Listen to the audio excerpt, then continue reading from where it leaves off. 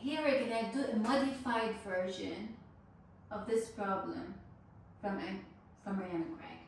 So we have a bar of length L whose ends A and B are in contact with an angled wall, and the bar is gonna slide down. The velocity Z and the acceleration of B are given, and they're gonna be along this line which the bar is sliding at.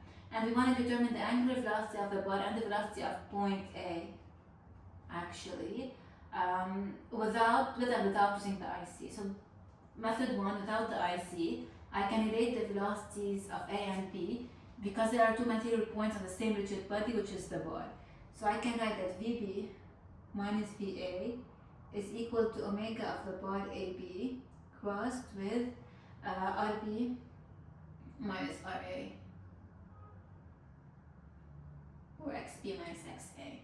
And VB is given, VA is what I need to determine. Well, actually, I'll put a basis. And VA is not completely unknown. I know that VA is gonna be vertical along EY. If VB is this way, then VA is probably along negative EY, but it doesn't matter. This VA value scalar here can be positive or negative. So I'll keep VB minus VA EY. Also, omega AB has known direction. It's going to be along EZ.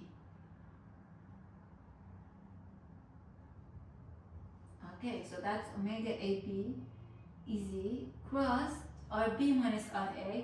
Now this RB minus RA I need to determine from geometry. Its length is going to be equal to the length of the bar, L. RB minus RA is this vector from A to B. That's RB minus RA.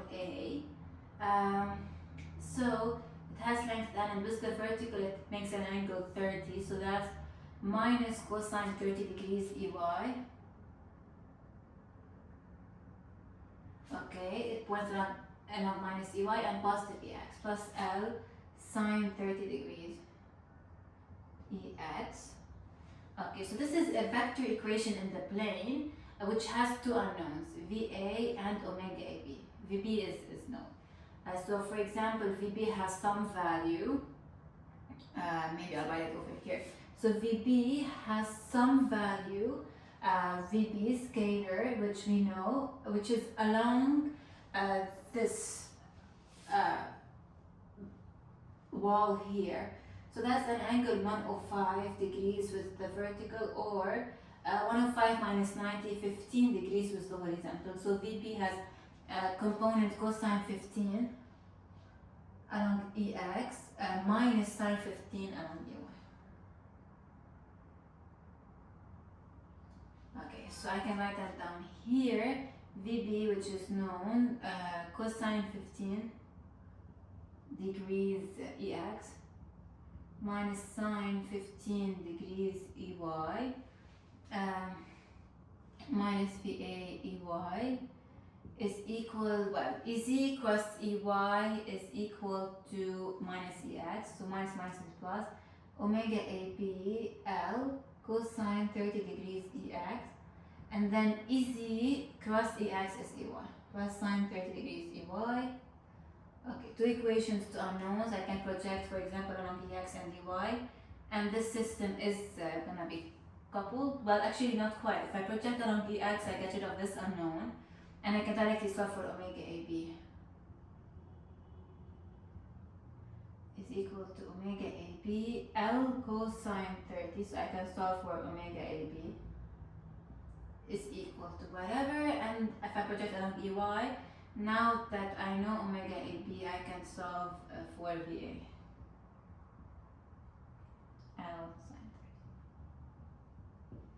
30. Okay, and that's it for this part of the problem. Solving for omega AB and VA, we solve for the magnitudes, we know their directions from here, without using the IC, the instantaneous center of rotation.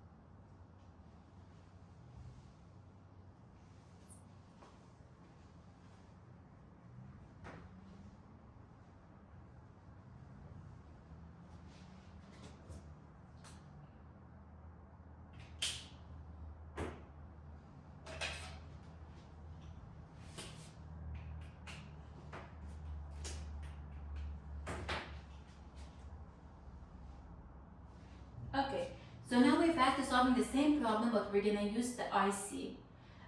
How can I find the IC of part AB? Well, I know point B is here, and I know its VP is gonna be along the wall. And I know that point A is here and VA is like that, VA. So I can draw the perpendicular to VA at A, the perpendicular to VP passing by B, and this is gonna be the IC. Again, why do I draw perpendiculars? Because at this instant, this body is rotating about the IC. The velocity of the IC is gonna be equal to 0. So and the IC acts as a material point on the rigid body. So I can say that VA minus VIC is equal to omega of the body AB cross XA minus XIC, or RA minus RIC, and VIC is 0. So from this equation I get that VA is perpendicular to both omega AB and XA minus XIC, which is this is XA minus XIC. So we say that IC belongs on the perpendicular to VA that passes by A, and the same applies for VB. Is equal to omega AB cross XB minus XIC. So in this figure here, we should be able to determine the location of the IC from geometry. And if we do that, then using this equation 1, we can solve for omega AB. And using this equation 2, we can solve for VA. Again though, first we need to determine the location of the IC, which I think we can do from geometry. We need to determine the location of the IC to be able to calculate this side of the equation. So then if I go again and look at this figure, I can figure out a few more angles. This is a 60-degree angle. We said this one is 15 degrees. If I look at the whole quadrilateral, if that's a 90 and that's a 90, if that's a 105, then the interior angles of the quadrilateral should sum to 360, and these are already 180, so this is 75 degrees.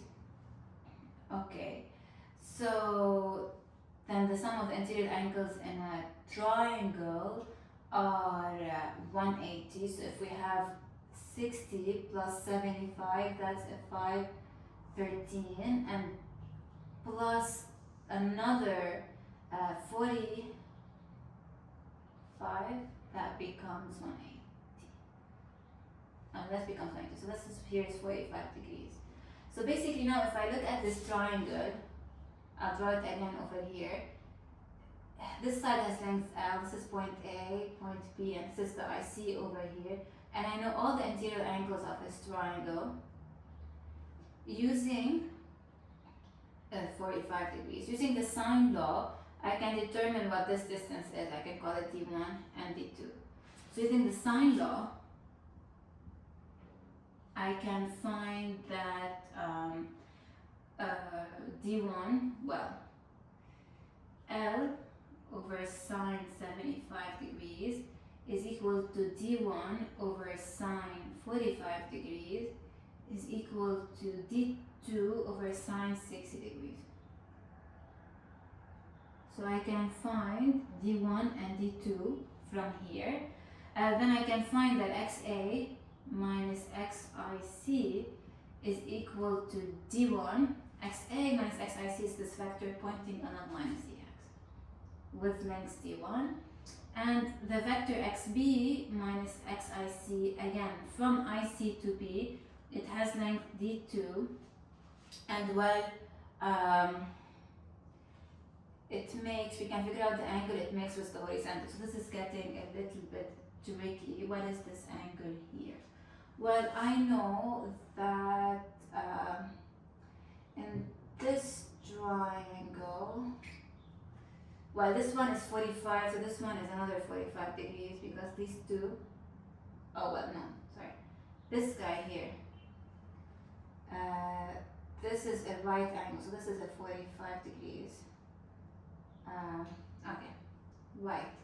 So this here is the horizontal, it's a 90 minus a 15, so this here is a 90 minus a 15, 75 degrees. So that's going to be 75 degrees over here, so now I can write that the vector xp minus xic is going to be cosine 75 along minus ex plus minus sine 75 degrees along EY.